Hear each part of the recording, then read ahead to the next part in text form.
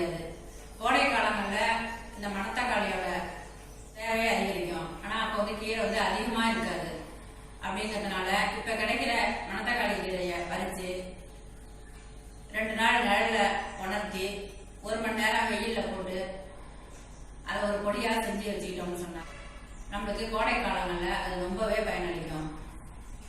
பொடி எப்படி செய்யறதுன்னு பார்க்கறதுக்கு முன்னாடி இது வரைக்கும் நம்ம சேனலை சப்ஸ்கிரைப் பண்ணலன்னா உடனே சப்ஸ்கிரைப் பண்ணுங்க. பக்கத்தில் தெரியுற பெல் ஐக்கானையும் ப்ரெஸ் பண்ணுங்க. அப்போதான் தினந்தோறும் நம்ம சேனலில் வர வீடியோவை நீங்கள் மிஸ் பண்ணாமல் பார்க்கலாம்.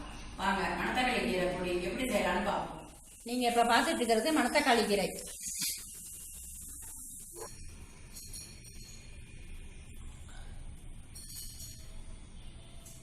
மணத்தக்காளி கீரை பொடி அதுக்கு தேவையான பொருட்கள்: உலர்த்தின மணத்தக்காளி கீரையிலேருந்து ஒரு கைப்பிடி அளவு எடுத்து வச்சுருக்கேன்.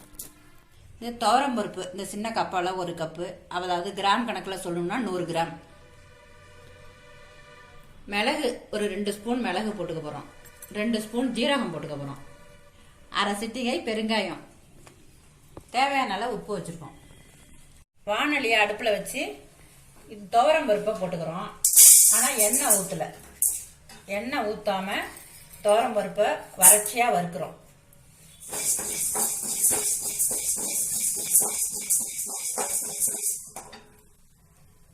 அதை வறுக்கும்போது துவரம்பருப்பு சீக்கிரம் வறுபட்டு போயிடும். அப்படிங்கிறதுனால 2 ஸ்பூன் மிளகு போட்டுக்கிறேன். 2 ஸ்பூன் ஜீரகம் போட்டுக்கிறேன். எண்ணெய் ஊற்றாம வறுத்துக்கணும்.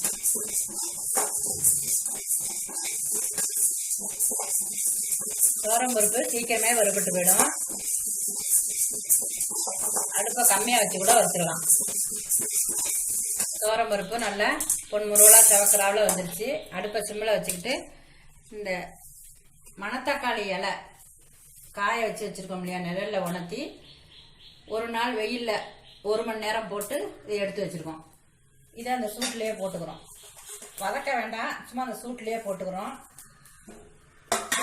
அடுப்பையும் ஆஃப் பண்ணிட்டேன். லேசாக அந்த இலை கொஞ்சம் சூடு ஏறணும், இந்த பொடியோட சேர்ந்து பொடி ஆகணும் அப்படிங்கிறதுக்காக அந்த வறுத்த அந்த பாத்திரத்திலே போட்டு வச்சுருக்கோம். ஆறிடுச்சு. ஆறுனா மிக்சியில் போட்டுக்கிறோம்.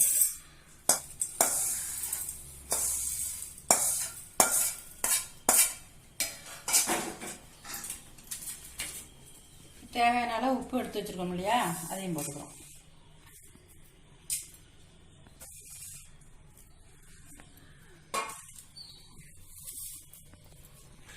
நல்லா பொடியாக மிக்சி ஜாரில் போட்டு நல்லா பொடியாக அரைச்சிக்கிறோம். ஒரு 1/2 ஸ்பூனு பெருங்காயம் சேர்த்துக்கிறோம்.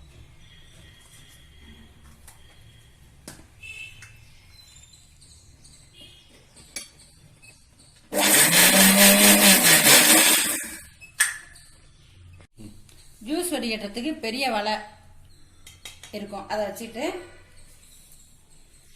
இந்த பொடி பண்ண பொடியை அதிலே சளிச்சிக்கலாம். அப்படியே பெரிய சலடையை போட்டுடலாம், வீணடிக்க வேண்டாம். ஏன்னா கொஞ்சமாக பொடி இருக்கிறதுனால சின்ன இடத்துல போட்டு சளிச்சிக்கலாம்.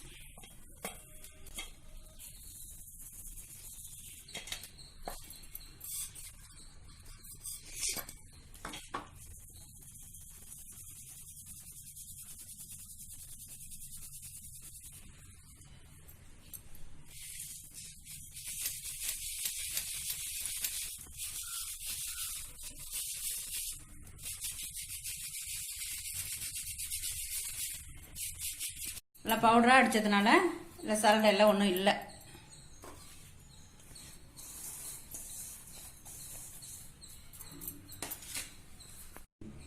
துவரம்பருப்பு மிளகு ஜீரகம் சேர்ந்துருக்கிறதுனால இந்த பொடியோட டேஸ்ட்டு ரொம்ப பிரமாதமாக இருக்கும். இப்போ மணத்தக்காளி இலை பொடி ரெடி ஆயிடுச்சு. இந்த பொடியை நீங்களும் இந்த முறையிலேயே செஞ்சு சாப்பிட்டு பாருங்கள். மணத்தக்காளியோட பவர் இந்த பொடியிலையும் அப்படியே இருக்கும். மணத்தக்காளியை நம்ம சேகரித்து வச்சுருக்கோம். இப்போ கோடை காலத்துக்கு சாப்பிட்றதுக்கு சேகரித்து வச்சுருக்கோம், அவ்வளோதான். இதை நீங்களும் வீட்டில் செஞ்சு சாப்பிட்டு பார்த்துட்டு எப்படி இருக்குன்னு கமெண்ட்டில் சொல்லுங்கள். இந்த பொடிக்கு நெய் தான் விட்டு சாப்பிடணும். வேறு எதையும் போட்டு சாப்பிடக்கூடாது. எண்ணெய் எல்லாம் ஊற்றி சாப்பிடக்கூடாது. நெய் தான் போட்டு சாப்பிடணும்.